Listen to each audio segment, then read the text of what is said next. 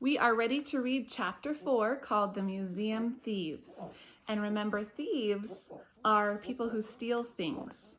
So we also have some new characters right at the beginning of this chapter, Mr. and Mrs. O.J. Dart. So turn to the beginning of your packet and where it says characters. These aren't main characters, but you could still list them as characters. They're Mr. and Mrs. Dart. They lived in the apartment above the lamb chop, so they're kind of like their neighbors. Mr. Dart was an important man, the director of the famous Museum of Art downtown in the city.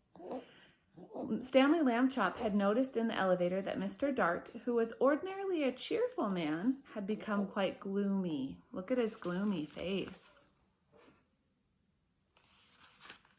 But he had no idea what the reason was. And then at breakfast one morning, he heard Mr. and Mrs. Lambchop talking about Mr. Dart. "I see," said Mr. Lambchop, reading the paper over his coffee cup, "that still another painting has been stolen from the famous museum. It says here that Mr. Dart, the director, is at his wit's end, which means he's so frustrated he doesn't know what to do." "Oh dear, are the police no help?" Mrs. Lambchop asked. "It seems not," said Mr. Lambchop. And he's reading the newspaper. Another painting stolen. Listen to what the chief of police told the newspaper. "We suspect a gang of thieves. These are the worst kind. They work by sneakery." They're sneaking, which makes them very difficult to catch. "However, my men and I will keep trying. Meanwhile, I hope people will buy tickets for the policeman's ball and not park their cars where the signs say don't." Doesn't seem like the policeman really cares too much about it. The next morning, Stanley Lambchop heard Mr. Dart talking to his wife in the elevator. "These sneak thieves work at night," Mr. Dart said. "It is very hard for our guards to stay awake when they have been on duty all day, and the famous museum is so big we cannot guard every picture at the same time. I fear it is hopeless, hopeless, hopeless."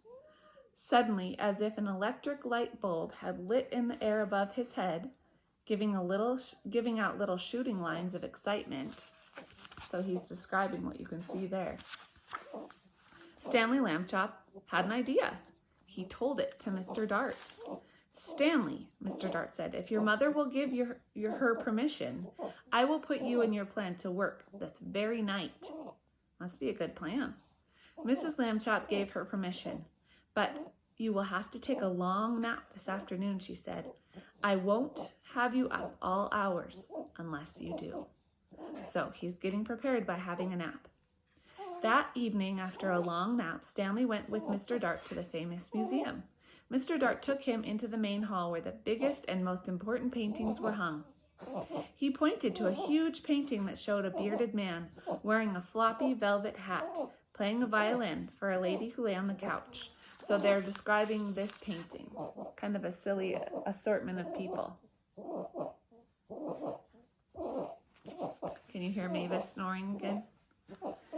There was a half-man, half-horse person standing behind them, and 3 fat children with wings were flying above. That, Mr. Dart explained, was the most expensive painting in the world. That's kind of interesting. There was an empty picture frame on the opposite wall. We shall hear more on that later on. Think about what might be happening. Mr. Dart took Stanley into his office and said, "It's time for you to put on a disguise." Think about what a disguise is. When you have a disguise, you are putting things on, like a costume, to make it so that people can't recognize you. "I already thought of that," Stanley Lambchop said, "and I brought one, my cowboy suit. It has a red bandana that I can tie over my face. Nobody will recognize me in a million years." "No," Mr. Dart said. "You have to wear a disguise I have chosen." From a closet, he took a white dress with a blue sash, a pair of shiny little pointed shoes, a wide straw hat, and a blue band that matched the sash, and a wig and a stick. What do you think Stanley's dressing up as? The wig was made of blonde hair, long and done in ringlets. Ringlets are curls that are really tight. The stick was curved at the top, and it too had a blue ribbon on it. In this shepherdess disguise, so I'm picturing the pictures that are in the in books with nursery rhymes, like the nursery rhyme Little Bo Peep. Little Bo Peep is a shepherdess. She's a female person who watches over sheep. So I think that they're going to make Stanley dress up as a shepherdess, which means he's going to be a girl. Maybe that's a funny part for you. Remember, there's parts where you can write down funny parts on the back. In the shepherdess disguise, you will look like a painting that belongs in the main hall. We do not have cowboy pictures in the main hall. Stanley was so disgusted he could hardly speak. I will look like a girl. That's what I will look like, he said. I wish I never had my idea. But he was a good sport, so he put on the disguise. Back in the main hall, Mr. Dart helped Stanley climb up into an empty picture frame. Stanley was able to stay in place because Mr. Dart had cleverly put 4 small spikes in the wall, 1 for each hand and foot. The frame was a perfect fit. Against the wall, Stanley looked just like a picture. Oh my goodness. I think he's probably embarrassed. That's pretty funny. Except for one thing, Mr. Dart said. Shepherdesses are supposed to look happy. They smile at their sheep and at the sky. You look fierce, not happy, Stanley. Stanley tried hard to get a faraway look in his eyes and even tried to smile a little bit. Mr. Dart stood back a few feet and stared at him for a moment. Well, it might not be art, but I know what I like. Just a second, I'm going to put Mavis up.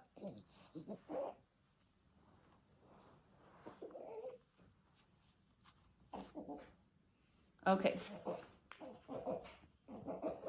He went off to make certain that other parts of Stanley's plans were taken care of, and Stanley was left alone. It was very dark in the main hall. A little bit of moonlight came through the windows, and Stanley could just make out the world's most expensive painting on the opposite wall. He felt as though the bearded man with the violin and the lady on the couch and the half-horse, half-person and the winged children were all waiting, as he was, for something to happen.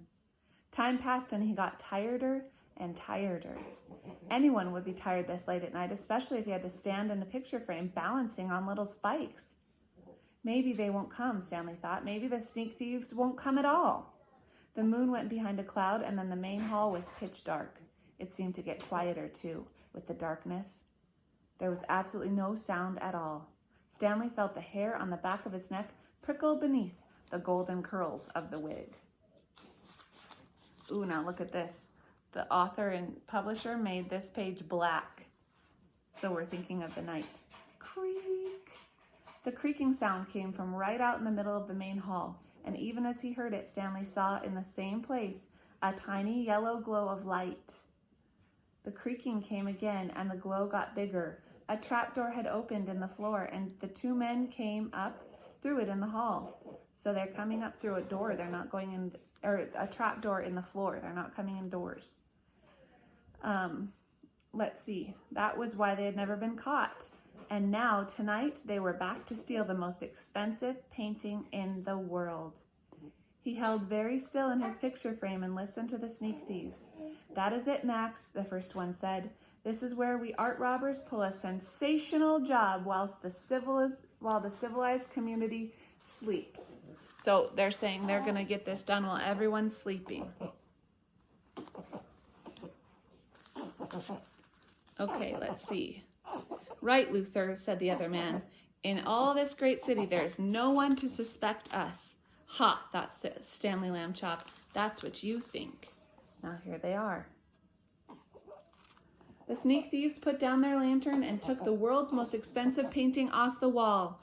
What would we do to anyone who tried to capture us, Max? The first one asked. We would kill them. What else? His friend replied. That was enough to frighten Stanley, and he was even more frightened when Luther came over and stared at him. This sheep girl, Luther said. I thought sheep girls were supposed to smile, Max. This one looks scared. Just in time, Stanley managed to get a faraway look in his eye again and to smile, sort of. You're crazy, Luther, said Max. She is smiling, and what a pretty little thing she is, too. That made Stanley furious. He waited until the sneak thieves had turned back to the world's most expensive painting. Then he shouted in his loudest, most terrifying voice, "Police! Police! Mr. Dart! The sneak thieves are here!" The sneak thieves looked at each other. "Max, I think I heard the sheep girl yell." "I think I did too," said Max in a quivery voice. "Oh boy, yelling pictures. We both need rest." "You'll get a rest all right," shouted Mr. Dart, rushing in with a chief of police and lots of guards and policemen behind them. "You'll get arrested. That's what. Ha ha ha." The sneak thieves were too mixed up by Mr. Dart's jokes and too frightened by the policemen to put up a fight. Before they knew it, they had been handcuffed and led away to jail. The next morning in the office of Chief of Police, Stanley Lambchop got a medal. The day after that, his picture was all over the newspapers. And look at the headline. It says, "Hero." Okay, that's the end of chapter 4. This video is already 11 minutes, so I'm going to stop there. And you can look at your packet and answer those questions. Say bye, Mavis.